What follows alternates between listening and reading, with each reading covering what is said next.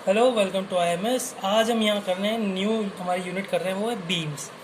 अब बीम्स क्या है? बीम हमारा बहुत सिंपल होता है। इसमें सिर्फ दो ही टॉपिक हमारे को पढ़ने के लिए होते हैं, वो shear force and bending moment. उसको करने के लिए पहले आपको थोड़ा बहुत उसका बेसिक देखना होता है, बीम्स के अंदर क्या क्या चीज़ें रिलेट करती है अपने को, जो अपने को ध्यान रखनी है यहाँ पे क्वेश्चन सॉल्विंग के टाइम में, है ना। सबसे पहले देखें बीम्स होती कितने टाइप की है। बीम्स अपनी होते यहाँ पे 5 टाइप की होती है, वैसे और भी होती है, 5 टाइप की मान लेते हैं, है ना। Simply supported beam, simply supported beam में होता है कि एक हमारा सिंपली सपोर्ट होता है और एक हमारा पे रोलर सपोर्ट होता है। तो हमारे पास यहाँ पे क्या है, इसमें रिएक्शंस 3 बनती है, वो आपको आगे जाके देख लेंगे। रिएक्शन क्या है, एक यहाँ पे ऐसे ये सॉरी यहाँ पे ऐसे और फिर यहाँ पे सिंगल बनता है इधर एक, वो अपनी पास बनती है ना। तो अपनी ये होती है, इसमें क्या होता है, ये फ्री टू रोटेट सपोर्ट्स होते हैं। मतलब ये फ्री होती है, मतलब क्या ये सपोर्ट से फिक्स नहीं होते, ये फ्री होते हैं ना। इनमें मोमेंट रेजिस्टेंस होता है, कोई मोमेंट रेजिस्टेंस नहीं होता, ठीक है। ये होती है अपने पास, मतलब 2 सपोर्ट्स लगे होते हैं, उनके ऊपर ये बीम अपने ये है लाई कर रही होती है ना।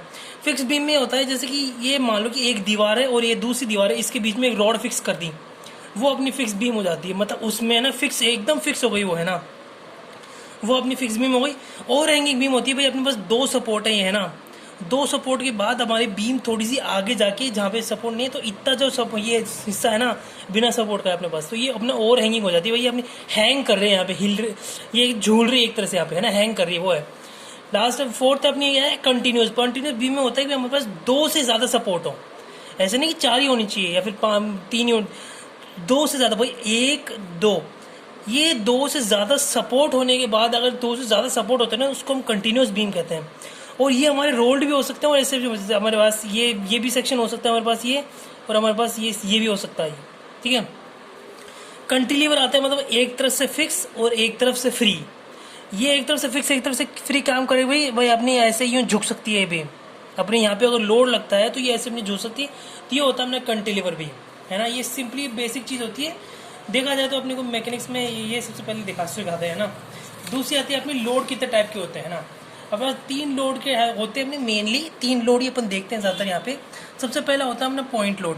पॉइंट लोड वो होता है कि हमारा पूरा का पूरा एक लोड है ना, एक पॉइंट पे वर्क कर रहा है। कैसे कि मान लो कि एक हमारा, ऐसा करो हम खड़े हैं, है ना, अपन किसी एक पट्टे पे खड़े हैं ना, पट्टा मान लो। सबसे मान लो कि ये भाई ये पट्टा है, ये 2 इस पे है ना हमारे पास सपोर्ट पे, वो 2 पे हमारा सपोर्ट कर रहा है, और हम यहाँ पे खड़े हैं।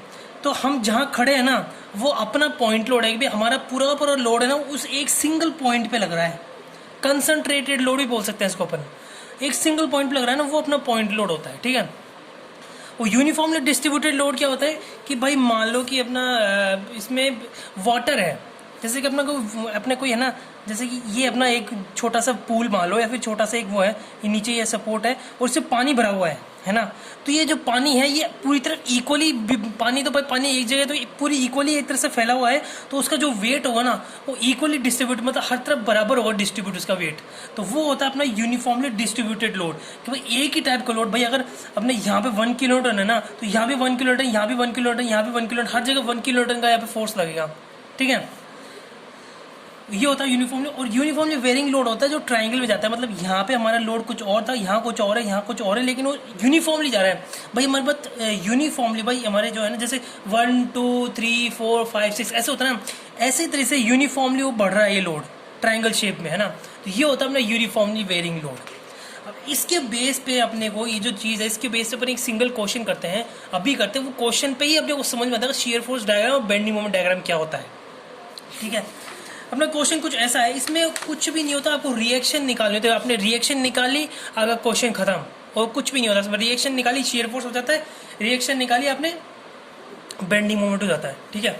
इसमें क्या होता है, देखो अपने पास एक न्यूमेरिकल है।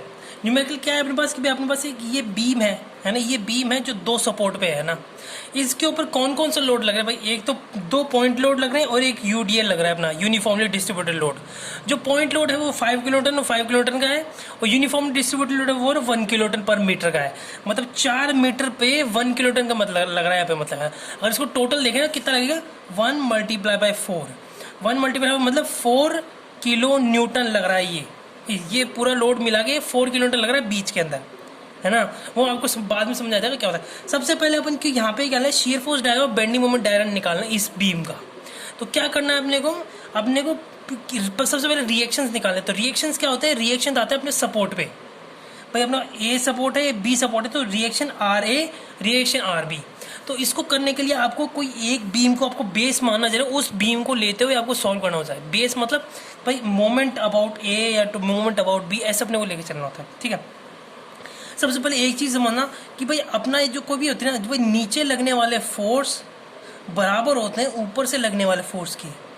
मतलब यहाँ पे ना up is equals to down, यहाँ पे जो फोर्स की काउंटिंग होती है ना वो दोनों बराबर होती है। ठीक है, तो उसमें क्या है ऐसा कि भाई अपने नीचे से आर ए प्लस का आर बी बराबर होगा 5 प्लस का 1 इंटू का 4 प्लस का 5। ठीक है, तो अपने इसके बराबर हो गई है।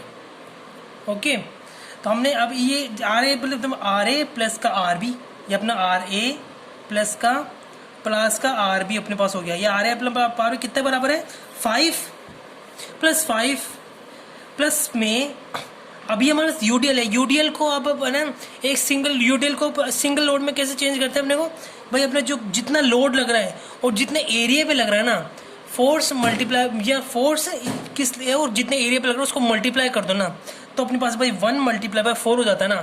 तो मतलब यहाँ पे अपना इतना लोड लग रहा है इस पूरे पे, इसकी वजह इस यूडीएल की वजह से अपना इतना लोड लग रहा है। ठीक है, ये होता है अपना। तो हमारा टोटल आर ए प्लस का आर बी अपने पास कितना आया, अपने पास 14 किलो न्यूटन आया। मतलब ये जितने ही फोर्स लग रहे हैं ना उनका रिएक्शन इन दोनों को मिला के 14 किलो न्यूटन का लगेगा अपना। ठीक है, अब अपने को निकालना है यहाँ पे आर ए पे रिएक्शन निकाले या आर बी पे, तो दोनों में से जिस पे निकालना ना सबसे पहले उसके ऊपर एक मोमेंट का ले लो। भाई अपन ने यहाँ पे ए है और ये बी है, तो अपन ने taking moment about A, moment about A लेंगे तो हम ऐसे कैलकुलेट करेंगे भाई 5 this and this and this. अब यहाँ पे एक चीज़ है बेसिस अपन ने पहले पढ़ी थी कि अपने को जो प्रेशर होता है वो कैसे निकालते हैं, force multiply by distance, perpendicular distance. भाई अपना जो मोमेंट होता है वो कैसे निकलता है, force multiply by perpendicular distance, ऐसे ही निकलता है अपना मोमेंट। देखो यहाँ पे लिख रखा है मैंने, force multiply by perpendicular distance. अब अपने को ए पे मोमेंट निकालना है ना, मोमेंट निकाले टेकिंग मोमेंट अबाउट ए। तो ए पे अपने को मोमेंट निकालना तो कैसे निकलेगा, force multiply perpendicular distance, force multiply perpendicular distance, force multiply by perpendicular distance. तो अपने क्या कौन कौन से फोर्स आ रहे हैं अपने, अब तो एक तो आर रिएक्शन का फोर्स आ रहा है अपने 5 किलोमीटर का फोर्स आ रहा है, 1 किलोमीटर पर मीटर का फोर्स आ रहा है, 5 किलोमीटर का फोर्स आ रहा है। तो कैसे निकालेंगे, सबसे पहले अपने R B multiply by 10, R B multiply by 10। ये साइन कन्वेंशन कैसे होगा अपना, यहाँ पे ऐसा आएगा अपने पास। भाई यहाँ पे इसको बराबर, यहाँ पे तो इसको ऐसे भी कर सकते हैं ना, प्लस माइनस का हो जाएगा, ये प्लस ये माइनस ऐसे करके अपने पास हो सकता है ना, या फिर इसको डायरेक्ट इसको इज इक्वल्स टू कर दो, दोनों तरफ प्लस हो जाएगा, ज़्यादा आसानी से हो जाएगा क्वेश्चन, है ना। तो यहाँ पे अपने क्या किया, taking moment about A, moment about A सबसे पहले अपन कौन सा फोर्स लेंगे, अपन ने ले लिया आर बी इंटू का 10, मतलब आर बी जो फोर रिएक्शन लग रहा है इधर मल्टीप्लाई बाय उसकी परपेंडिकुलर डिस्टेंस। तो आर बी मल्टीप्लाई बाय 6 ना प्लस 4 हो गया तो 10 हो गई है ना। तो R B multiply by 10, R B multiply by 10 is equals to में, अब कौन सा फोर्स ले अपन, ये फोर्स था सबसे पहले वाला, तो 5 kilo newton multiplied by 3 metre, force into का perpendicular distance, force perpendicular distance. ठीक है, तो 5 kilo newton multiply by 3 metre ना, तो 5 इंटू का 3, फिर प्लस में फिर दोबारा वो किलो न्यूटन वो पॉइंट लोड लेते हैं, तो 5 मल्टीप्लाइड बाय कितना डिस्टेंस है यहाँ से यहाँ तक की, 3 प्लस का 4 7 की डिस्टेंस है, तो 5 मल्टीप्लाई बाय 7, 5 मल्टीप्लाई बाय 7 हो गए अपने पास। अब यहाँ पे इसको कैसे कैलकुलेट करते हैं अपन, यूडीएल को कैसे कैलकुलेट है, यूडीएल को पहले अपन चेंज करेंगे पॉइंट लोड में और फिर उस पॉइंट लोड को डिस्टेंस देंगे अपन। ठीक है, कैसे चेंज करते हैं भाई, यूडीएल को अगर आपको पॉइंट लोड में चेंज करना है ना, तो आपको जो लोड जितना लग रहा है उसको कितने एरिया में लग रहा है उसको मल्टीप्लाई कर दो भाई, 1 मल्टीप्लाई बाय 4 जो होगा ना वो उसको पॉइंट लोड में चेंज कर देगा, 1 मल्टीप्लाई जो 4 होगा ना वो उस लोड को पॉइंट लोड में चेंज कर देगा। तो अपन ने इसको 1.1 मल्टीप्लाई 4 कर दिया, तो ये 4 अपना पॉइंट लोड चेंज हो गया। अब ये पॉइंट लोड कहाँ लग रहा है, तो अपने पास ऐसी अपनी बीम है ना, ये अपने बीम, तो अपने पॉइंट लोड कहाँ लगे, इसके मिड में लगेगा, बीचों बीच। तो अपन इसके बीचों बीच ले रहे हैं अपन, तो बीचों बीच कैसे लेंगे भाई, 4 है ना, 4 का हाफ लगा लो, 2 हो गया, तो भाई 5 ये 3 और ये अपना 2 हो गया है ना। तो यहाँ पे 3 और 2 कितना 5 हो गया अपने पास, यहाँ पे 3 और 2 अपना यहाँ पे 5 हो गया। तो अपने पास क्या होगा, 1 मल्टीप्लाई बाय 4 डिवाइडेड बाई 2 कितना हुआ, 4 डिवाइडेड बाई 2 कितना हुआ, 2 हो गया, प्लस का 3 5 हो गया। तो अपने पास जो आर बी अपने पास जो सॉल्यूशन आया ना वो अपने पास आया 70, इसका सॉल्यूशन अपने पास 70 आया। और 10 इज इक्वल टू, तो अपने 10 को इससे डिवाइड करेंगे तो आर बी अपना 7 किलो न्यूटन होगा। अगर आपने आर बी 7 है तो R A plus R B अपना 14 है, तो आर ए में से आर बी माइनस होता है, आर बी को है ना 14 में से माइनस करें तो आर ए अपने पास आ जाएगा 7 किलो न्यूटन जी। तो ये अपने पास क्या बन गया, शेयर फोर्स के लिए अपने पास रिएक्शन निकल गई। अब शेयर फोर्स डायग्राम कैसे बनाते हैं वो मैं बताता हूँ कैसे, है ना। सबसे पहले अपन इस पॉइंट से चालू करेंगे। हाँ, इस पॉइंट से चालू करेंगे तो आर ए पे अपने पास कितना फोर्स लग रहा है, रिएक्शन कितना लग रहा है 7 का, तो अपन ने यहाँ पे 7 दे दिया अपने को, यहाँ पे अपन ने इसको 7 दे दिया, ठीक है 7 दे दिया। अब यहाँ पॉइंट से लेके इस पॉइंट तक कोई फोर्स नहीं लग रहा, तो अपन यहाँ पे सीधे चलते गए। फिर यहाँ से 5 किलो न्यूटन डाउनवर्ड साइड में लग रहा है भाई, 7 किलो न्यूटन अपवर्ड साइड में, 5 किलो न्यूटन डाउनवर्ड साइड में। तो हमने 7 में से 5 माइनस कर दिया, 7 में से 5 माइनस किया अपन ने, तो यहाँ पे आ गए अपन, यहाँ पे इस पे 2 डिस्टेंस पे बच गया अपना, यहाँ से आते ही 2 डिस्टेंस बच गई है ना, इतने पे आ गए। अब यहाँ पे इसके बाद अपन ये 4 किलो टन का अपने पास क्या आ रहा है, यहाँ पे ऐसे अपने पास यूडीएल लग रहा है, यूडीएल मतलब टोटल पे लगे जा रहा है भाई, ऐसे नहीं कि एक पॉइंट है, यूडीएल टोटल लगे जा रहा है। तो अपन यहाँ क्या करेंगे, अपन जो 5 जो अपने पास 2 जो है, जो 2 है ना, 2 में से अपन 4 माइनस करेंगे तो माइनस को 2 चल जाएगा, है ना। तो माइनस का 2 का पॉइंट यहाँ आ गया, तो अपन इसको ऐसे कट करेंगे यूँ, क्योंकि ये लगातार लगते जा रहा है। अगर ये पॉइंट लोड होता ना तो ये ऐसे जाके और ऐसे होता नहीं, लेकिन लगातार चल रहा है तो अपन ऐसे लेंगे। माइनस का 2 हो गया। अब यहाँ पे 5 है, 5 और अंदर जा रहा है, तो अपन ने 5 माइनस और इसमें से 5 और माइनस कर दिया इसके अंदर, तो अपने पास कितना हो गया, माइनस का 7 हो गया, ठीक है। अब यहाँ पे लास्ट में बस आर ए कितना है, अपने पास आर ए प्लस का 7 है और अपना नीचे कितना जा रहा है, माइनस का 7, तो ये कितना हुआ अपने पास 0, तो यहाँ पे अपने पास कितना हो गया 0। ऐसे अपने पास यहाँ पे बनता है। और याद रखना जब भी आपको चेक करना कि आपके ये डायग्राम सही बनाया नहीं बना, कि भाई जब भी आप क्लोजिंग में जा रहे हो ना तो आपका हमेशा 0 आना चाहिए। अगर आपने 0 आ गया ना आपका, तो मतलब आपका है ना शेयर फोर्स डायग्राम एक आपका बढ़िया बना है, एकदम सही बना है, ठीक है। ये होता है अपना शेयर फोर्स डायग्राम। अपन देखें हम यहाँ पे bending moment diagram. Bending moment diagram तो उससे भी सिंपल है।